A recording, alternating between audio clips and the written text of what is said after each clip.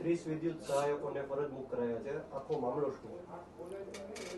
Junior assistant વિદ્યુત સહાયકની ભરતી 21-22માં આપણે કરવામાં આવી હતી. એ ભરતીમાં આપણે ઓનલાઈન એક્ઝામ લીધી હતી. એ એક્ઝામમાં આઉટસાઇડ એજન્સી થ્રુ એક્ઝામ લીધી હતી અને એ ઓનલાઈન એક્ઝામમાં સેન્ટરો છે એ કોમ્પ્યુટરાઇઝ એક્ઝામ હતી, એટલે અલગ અલગ જગ્યાએ ગુજરાતમાં એક્ઝામ લેવામાં આવી હતી અને એમાં સેન્ટરોમાંથી અમુક જગ્યાએ ગેરરીતિ કરવામાં આવે છે એવું ધ્યાનમાં આવેલું, એટલે સરકારશ્રી દ્વારા ક્રાઇમ ડિપાર્ટમેન્ટને એની ઇન્ક્વાયરી સોંપવામાં આવી અને એ આખી ઇન્ક્વાયરી કરતાં પીજીવીસીએલના જે 30 ઉમેદવારો છે એવા ધ્યાને આવેલા. એટલે આ જે સસ્પેન્ડ કર્યા છે એ અત્યારનું ઇસ્યુ નથી, એ છે ગયા વર્ષનું છે અને જે સસ્પેન્ડ કર્યા છે એ 23-24માં કર્યા છે અને બિફોર ઇલેક્શન કરેલા છે. અત્યારે જે ગઈકાલે પેપરમાં આવ્યું છે એવું હમણાં 3 મહિનામાં કોઈ જ વસ્તુ બનેલ નથી. આ જૂનો ઇસ્યુ છે.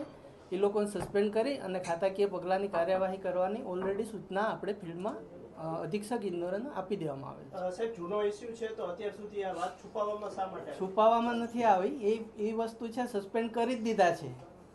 માર્ચ પહેલા આ તો 23નું ઇસ્યુ છે. 23માં 11 જણા સસ્પેન્ડ કરેલા છે, 24માં કર્યા છે, બિફોર ઇલેક્શન કરેલા છે.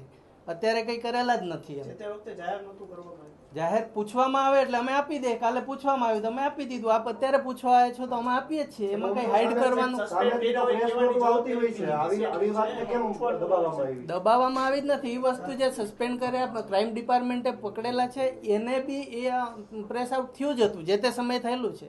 સાહેબ, પીજીવીસીએલ ઓથોરિટી છે, ખરેખર પીજીવીસીએલ આ વસ્તુ જાહેર કરવી જોઈએ, પરંતુ અત્યારે જે પ્રકારે જાહેર થયું છે એનાથી એવું લાગે છે કે આ વસ્તુ પીજીવીસીએલ દ્વારા દબાવવામાં આવી છે, છુપાવવામાં આવી છે. દબાવવા માટેના કોઈ જ કારણો નથી. આખું ગવર્મેન્ટ શ્રીની સૂચનાથી ક્રાઇમ ડિપાર્ટમેન્ટ એની આખી ઇન્ક્વાયરી કરી અને એમાં જેમ એક સાથે 30 જણાનું રિપોર્ટિંગ આપણને નથી કરેલું, એક ઇન્ડિવિડ્યુઅલ 2-1-2-1 એવી રીતે આપેલા છે. આ 30નું લિસ્ટ તો અમે સમરાઇઝ ગઈકાલે પૂછવામાં આવ્યું કે આવું એમજીનું પેપરમાં આવી છે, તમારું કેમ નથી? તો અમે કીધું ભાઈ ઓલરેડી એક્શન લેવાઈ ગયા છે અને એક 30 એક સાથે નથી, 2-2 જેવી રીતે ધ્યાનમાં આવે એ રીતના છે. સસ્પેન્ડ કર્યા છે તો એ લોકોને ડિસમિસ કરવામાં આવશે કે ખાલી સસ્પેન્ડ કરીને પાછા? સસ્પેન્ડ કર્યા પછી એની ખાતાકીય કાર્યવાહી આગળ કરી અને આગળની કાર્યવાહી કરવામાં આવશે. બીજું આ વસ્તુ કોર્ટમાં બી પેન્ડિંગ છે, એટલે એ રીતનું આગળ કાર્યવાહી લીગલ અભિપ્રાય લઈને આગળ કાર્યવાહી કરવામાં આવશે.